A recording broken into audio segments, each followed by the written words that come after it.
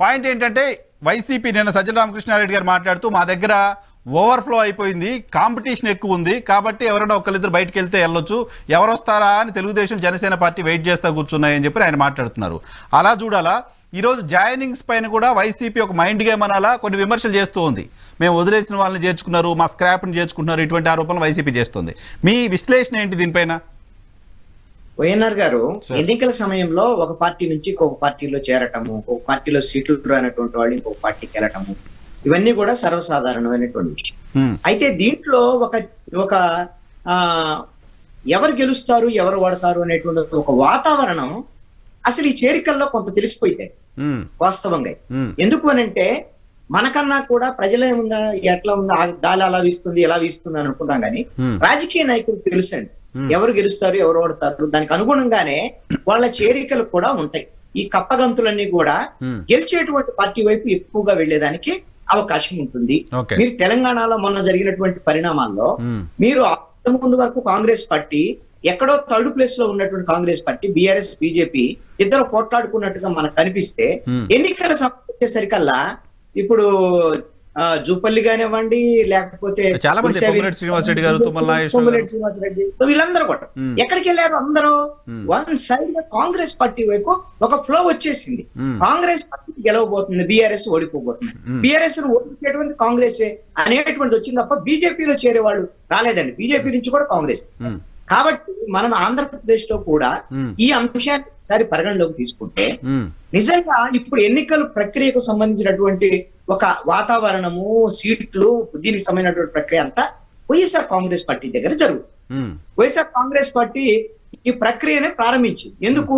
మేము సీట్లు ఎవరికి ఇవ్వాలి ఏంటి అనేటువంటి దాని మీద ఇక్కడ నిజంగా వైఎస్ఆర్ కాంగ్రెస్ పార్టీ ఈ విధంగా వాళ్ళు ఆల్రెడీ స్పష్టత ఇచ్చేశారండి. ఇప్పుడు మొన్న 11 సీట్లే ప్రకటన చేశారు, ఇంకా రేపు మాపో ప్రకటన చేస్తారు. సజ్జల రామకృష్ణారెడ్డి లాంటి వాడు స్పష్టత ఇచ్చారు. ఏమిటి అంటే ఇంకా మార్చేటువంటి చాలా ఉన్నాయి, అంటే ఒక 50-60 ఉన్నాయని వాళ్లే అధికారికంగా ప్రకటిస్తున్నారు. బయటికి మాత్రం 70-80 ఉండొచ్చు అనేటువంటి చర్చ కూడా జరుగుతున్నటువంటి నేపథ్యంలో నిజంగా వైఎస్ఆర్ కాంగ్రెస్ పార్టీ ఓడిపోబోతుంది, తెలుగుదేశం జనసేన కూటమి గెలవబోతుంది, రెండు పార్టీలు కలిశాయి, ఈ గెలుపుకు అవకాశం అటు ఉంది అని భావిస్తే ఇక్కడ సీట్ రాదు అని తెలిసిన తర్వాత కూడా ఇక్కడ పోట్లాట జరుగుతుంది తప్ప వైఎస్ఆర్ కాంగ్రెస్ పార్టీలో ఒక ఫ్లో అనేది ఇంకా ఎందుకు స్టార్ట్ అవ్వలేదు అనేటువంటిది నాకున్న అనుమానం. రేపొద్దున ఉషా గారు చెప్పారు కదా మేము గేట్లు వేసుకొని ఉన్నామని. ఎవరైనా ఒక ఫ్లో వస్తుందంటే మన నాయకులు ఉన్నారంటే గేట్లు తెరిచిపెట్టుకొని ఉంటారు. వాళ్ళు ఆల్రెడీ నలుగురు తీసుకున్నారు. ఏమి మేము ఇంకోళ్ళు మేము మా పార్టీలోకి మేము తీసుకోము, ఆ పార్టీ వాళ్ళు వదిలేస్తే మేము తీసుకోమని చెప్పలేదు. వీళ్ళేమి ఆల్రెడీ నలుగురు తీసుకున్నారు, నలుగురికి కండవాళ్ళు చెప్పారు, వాళ్ళ పార్టీలోకి కూడా వచ్చారు. ఇప్పుడు ఎవరైనా వస్తారని ఎదురు చూస్తున్నారు, తలుపులు కార్లా తెరిచి ఎదురు చూస్తున్నారు. ఇది వాస్తవం. ఎదురు చూడడం అనేది తెలుగుదేశం పార్టీ బలహీనత ఎందుకు అవుతుంది? ఎందుకు స్ట్రాటజీ కాదు? ఆ స్ట్రాటజీ అంటే ఇప్పుడు నిజంగా అలాంటి ఫ్లో ఓవర్ ఫ్లో ఇక్కడ ఉంది, అటు గెలుస్తారనేటువంటి వేవ్ ఉంది అనుకుంటే ఇప్పుడు కల్లాసలు ఆల్రెడీ ఒక క్లారిటీతో నాకు తెలిసి అయితే ఒక 15-20 మంది ఇప్పటికే చేరుండాలి. ఇంత ఈ జరుగుతున్నటువంటి రాజకీయ పరిణామాల నేపథ్యం ఇది రాలేదు అని అంటే జగన్మోహన్ రెడ్డి ఈ అంశంలో కొంత వ్యూహాత్మకంగా వ్యవహరిస్తున్నారు. నేనే జగన్మోహన్ రెడ్డి అద్భుతంగా చేస్తున్నాడు, ఆయన రేపు పొద్దున గెలిచేస్తారు, ఈ వ్యూహాలతో నేను చెప్పలేను. అది కానీ ఒక ప్రయత్నం చేస్తున్నాడు. అదేమిటి అని అంటే తనకు ఎవరైతే ఉన్నారో అతను 2 రకాల పాలసీలు తీసుకున్నాడండి ఈ మార్పు చేతుల్లో.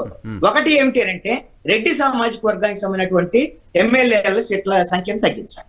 ఇది వచ్చే ఎన్నికల్లో చేయాల్సినటువంటి ప్రక్రియ. అయితే దీంట్లో మరి ఎవరికి పెంచాలనుకుంటున్నారు? బీసీ సామాజిక వర్గానికి అత్యధికంగా పెంచాలి. నేను బీసీలకి అత్యధిక ప్రాధాన్యత ఇస్తున్నాను, సామాజిక న్యాయం అనేటువంటి ఒక ఫీలర్ ని బయటికి పంపించాలి. మేము సామాజిక న్యాయం చేస్తున్నాం, అందుకని నా ఎస్టీలు నా బీసీలు మైనారిటీలు అంటున్నారు కదా, వాళ్ళకి ఇచ్చినట్టుగా సీట్ల దగ్గర మేము చూపించాలి అనేటువంటి ప్రయత్నం చేసేటువంటి క్రమంలో మొట్టమొదటిగా తన రెడ్డి సామాజిక వర్గం తన కుటుంబం సంబంధించి ఆళ్ల రామకృష్ణారెడ్డి అత్యంత సన్నిహితుడు కావాలని ఆళ్ల రామకృష్ణారెడ్డి దగ్గర నుంచి మొదలుపెట్టి అది కూడా బీసీకి అక్కడ మేము సీట్ ఇస్తున్నామని చెప్పి అది కూడా లోకేష్ కు సంబంధించినటువంటి నియోజకవర్గం నుంచి ప్రారంభించి రాష్ట్రం అంతా చర్చ జరిగేటువంటి విధంగా చేసినటువంటి పరిస్థితి. అదే విధంగా ఎక్కడైనా సరే ఆయన మార్పు చేర్పులు చేసేటువంటి విధం దగ్గర ఇక్కడ నెగటివ్ గా మేము వెళ్ళిపోతాం, ఇక మేము మీతో ఉండం, అనేటువంటిది ఎందుకు రావటం లేదు? ఏం ఎందుకు మాట్లాడుతున్నారు? రావట్లేదు సార్? వస్తుంది కదా. ఎందుకు మీరు వంశీకృష్ణ గారు జాయిన్ అయిపోయారు, ఇంకా చాలా మంది ఎలీజా గారు జాయినింగ్ అంటున్నారు. ఇప్పుడు షర్మిల వస్తారా, టీడీపీకి పోవాలా, జనసేనకు పోవాలా అని ఎవరి లెక్కలు వాళ్ళు వేసుకుంటున్నారు. లిస్ట్ రానిండి, సెకండ్ లిస్ట్ వస్తే ఉంటుంది కథ. అదే అంటే నిజంగా సెకండ్ లిస్ట్ వచ్చి వైఎస్ఆర్ కాంగ్రెస్ పార్టీ నుంచి వీళ్ళు ఓవర్ఫ్లో అయిన మాట వాస్తవమే, దాంట్లో కాదనటం లేదు. ఎందుకంటే వీళ్ళ కొత్త ముఖాలు కావాలి. పాత ముఖాలు పోతారని క్లారిటీ వచ్చింది. వాళ్ళు పాత ముఖాలు గెలవలేమనేటువంటిది వచ్చింది. జగన్మోహన్ రెడ్డి చూసి ముఖం చూసి ఓటేరు అనేటువంటిది కూడా వచ్చేసింది. కొత్త ముఖాలు కావాలి. ఈ పాత ముఖాలని వాళ్ళు వద్దనుకున్న తర్వాత వాళ్ళు ఉండి ఇక్కడ గొడవ చేస్తారా, లేదు అని అంటే తెలుగుదేశం జనసేనకి వెళ్తారా? దీన్ని బట్టే వచ్చే ఎన్నికల్లో మళ్ళీ తెలుగుదేశం జనసేన కూటమి గెలుస్తుందా, లేదు అని అంటే మళ్ళీ జనం గత్యంతరం లేక మళ్ళీ వైఎస్ఆర్ కాంగ్రెస్ పార్టీ వైపే మొగ్గు చూపేదానికి అవకాశం ఉందా అనేటువంటిది తేలాల్సినటువంటి అంశం.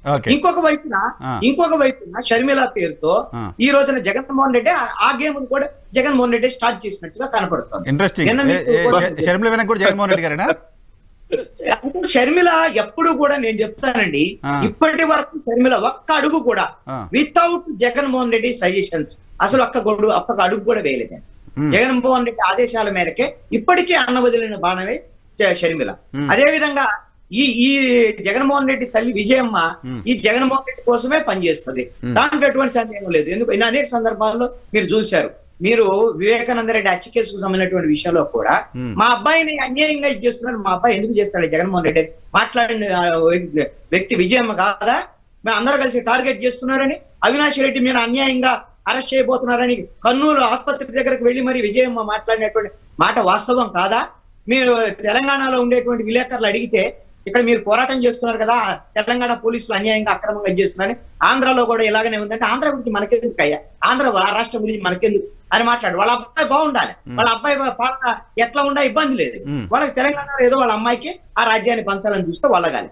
ఇప్పుడు షర్మిల అక్కడ వల్లగాలేదు కాబట్టి కాంగ్రెస్ పార్టీలో షర్మిలని ఇక్కడ తీసుకువచ్చి ఇక్కడ ప్రభుత్వ వ్యతిరేక ఓటు చీల్చే దానికోసం రెడ్డి సామాజిక వర్గానికి సంబంధించినటువంటి వాళ్ళు ఎవరైనా సరే వైఎస్ఆర్ కాంగ్రెస్ పార్టీ నుంచి అసంతృప్తులు ఎవరైనా ఉంటే అది తెలుగుదేశం జనసేనకు వెళ్తే ఎక్కువ నష్టం జరిగేదానికి అవకాశం ఉంటుంది.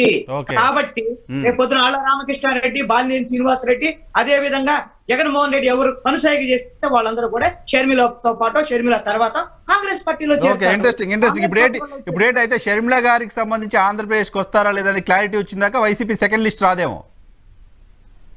సెకండ్ లిస్ట్ వచ్చినా లేకపోతే ఇంకోటి వచ్చినా సరే